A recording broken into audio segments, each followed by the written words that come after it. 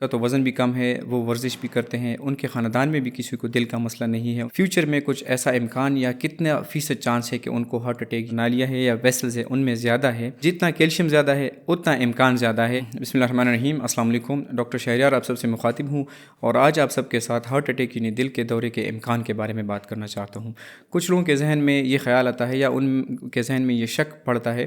کہ ان کا تو وزن بھی کم ہے، وہ ورزش بھی کرتے ہیں، ان کے خاندان میں بھی کسی کو دل کا مسئلہ نہیں ہے، ان کو شوگر بلڈ پریشر بھی نہیں ہے اور وہ سگریٹ بھی نہیں پیتے، تو کیا فیوچر میں کچھ ایسا امکان یا کتنا فیصد چانس ہے کہ ان کو ہارٹ اٹیک یعنی دل کا دورہ ہو سکتا ہے؟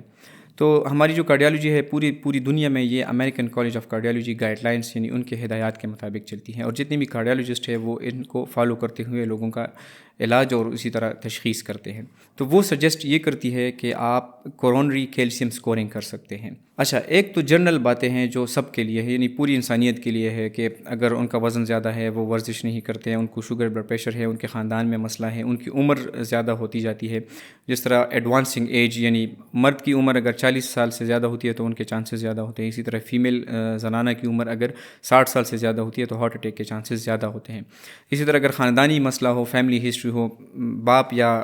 ماں کے خاندان میں کسی کو دل کا مسئلہ ہو تو وہ آپ کو ہو سکتا ہے۔ یہ تو اکثر سب کو پتہ ہوتا ہے، لیکن جو کورونری آرٹری یا جو کورونری کیلشیم سکورنگ ہے، یہ دل کا ایک سی ٹی اسکین ہے جو کہ آپ کو یہ بتاتی ہے کہ آپ کے دل کی نالیاں جو کہ خون سپلائی کرتی ہے آپ کے دل کے پٹھوں کو، ان میں کتنا کیلشیم ہے۔ نارملی یہ کیلشیم 0 ہونا چاہیے، اس کی تعداد 0 ہونی چاہیے، لیکن اگر یہ کیلشیم آپ کے دل کی جو نالیاں ہے یا ویسلز ہے ان میں زیادہ ہے، تو جتنا کیلشیم زیادہ ہے اتنا امکان زیادہ ہے فیوچر میں خدا نخواستہ ہارٹ اٹیک کے دورے کو آپ کو۔ تو اس کا فائدہ یہ ہے کہ اگر آپ یہ کارڈک سی ٹی اسکین کرتے ہیں، اور ہدایات بھی یعنی کتابی بات بھی یہ ہے کہ وہ یہی سجیسٹ کرتے ہیں، اور آپ کو پتہ چلتا ہے کہ خون کی جو رگیں ہیں ان میں کیلشیم موجود ہے،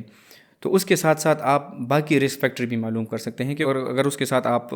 موٹے ہیں تو آپ ورزش کریں گے، اگر اس کے ساتھ آپ کو شوگر ہے تو آپ اس کا علاج کریں گے، اگر بلڈ پریشر ہے تو آپ اس کو کنٹرول میں رکھیں گے، اگر آپ سگریٹ پیتے ہیں تو آپ فوراً وہ چھوڑ دیں گے۔ تو یہ آپ اس طرح آپ لائف سٹائل موڈیفیکیشن کر کے future risk of heart attack کو آپ کم کر سکتے ہیں۔ تو یہ ایک امپورٹنٹ بات تھی جو میں آپ سب کے ساتھ شیئر کرنا چاہ رہا تھا۔ Thank you so much.